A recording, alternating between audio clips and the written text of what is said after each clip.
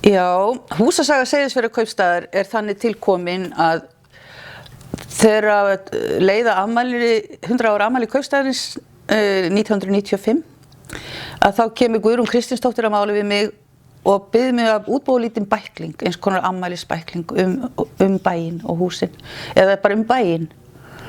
Og ég tók þetta verkefni að mér og það bara óx í höndunum að mér.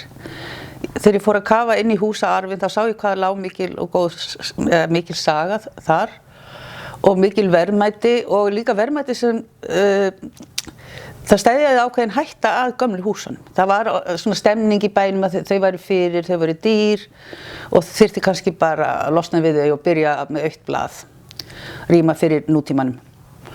En allt það, ég tek að mér þessa bæklingasmíð og úr því verður þessi bók sem upp á 300-400 síður, svakalega mikil doðrantur og það var mikil vinna að safna öllum þessum upplýsingum saman. Þetta fyrir tölvu, þetta var ekki fyrir Google, þannig að ég eyddi alveg óskaplega miklum tíma bara niður á sýslustofu og í samtölu við fólk og heimsóknir til fólks.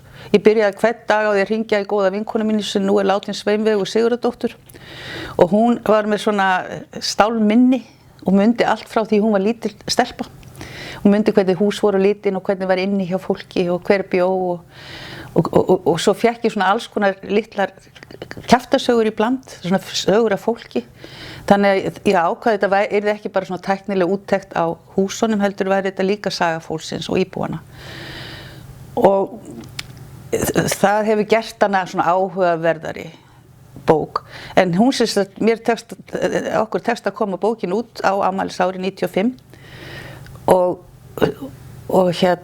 hún varð mjög fljótt vinsæl og seldist upp og þá var farið að ræða það að endurútgefa hana. Og það var svo tekið skarið með það og hún, ég beið henni uppfæra bókina. Fyrst vorum við bara að hugsa með endurútgefa eins og hún var, en svo fannst okkur það einhvern veginn ekki tilhlýðilegt. Þannig að hún uppfærð, bæði hvað var það texta. Margt hefur breyst, húsin hafa svona öðlast öðruvísi, nýtt líf, nýir eigendur og hafa verið gerð upp. Þannig að, og svo gegnum tölvur og alla þá miðla þá fundum við alveg hellinga myndum. Þannig að það mjög mikið af nýjum myndum í bókinni. En hún þannig byggð upp, ég bara svona segja aðeins, hún bæði svona almenn, en hún líka sértæk, saga húsana, en þetta þróun byggðar, það sé ég rek þróun byggðarinnar alveg frá öndverðu og fram á okkar dag.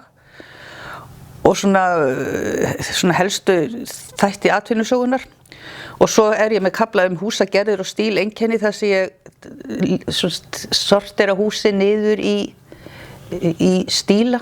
Það sem alveg frá því að við byggum bara í langhúsi og þangað til á okkar dögum í blokk. Reyndar nær húsasagan ekki nema til 1940, þannig að það bara eitt svona fjölbýlishús í bænum sem tekið á skrá. Og svo húsaskráin og þá lýsi ég hverju húsi fyrir sig, öllum húsum sem byggð fyrir 1940 og það annars vegar tæknileg lýsing og hins vegar saga húsins. Og svo stutt í kaflar húsafriðun og heimildaskrá að sjálfsögðu nafnaskrá. En aðalega bókin, hún aðgengileg, það hægt að lesa húsin eftir götum og götunúmerum og mjög mikið myndskreytt. Og svo vil ég bara segja það að hún orðið svolítið svona almannagagn. Hún var svona eins og símaskráin, gamla bókin, inn á hverju heimili og bara orðin þreytt og þvæld. Þannig að það bara ágætt að skuli vera komin ný bók. Já, það eru mörg að taka ef maður ætlar að lesa eitthvað upp úr þessari skruddu. Ég eiginlega datt niður á Pálshús sem nýbúið að gera upp. Það var húsið var orðið mjög illa farið, nú orðið nýuppgert og glæsilegt inn í miðjum bæ, Austurveginn. En ég ætla að grípa hérna niður í sögukaflan og það sem sagt svo hljóðandi. Hjónin Páll Árnason, útgerðarmaður, og kona hans Guðrún Erlendsdóttir byggðu Pálshús aldamótin. Þau bjuggu sjálf á neðri hæðinni en ýmsir leigjendur og skjólstæðingar bjuggu uppi. Meðal þeirra var tíma í húsinu blindur maður, Benedikt að nafni. Vegna fötlunar sinna reyndist honum ómögulegt að sjá fjölskyldu sinni farborða og átti því fyrir tilstilli séra Björns á Dvergasteini að koma börnunum í fóstur norður til Húsavíkur. Tilvonandi fósturforeldrar komu með strandferðaskip að sunnan og hugðust taka börnin með sér norður. Guðrún Erlendsdóttir sá hvernig móður barnanna leið að þurfa að sjá af þeim svo langan veg. Brá hún þá á það ráð að útbúa veitingar, dubba börnin og grannkonu sína upp í fegursta skart og fá henni húsmóðurhlutverkið á neðri hæðinni á meðan hinni langt aðkomnu gestir stöldruðu við.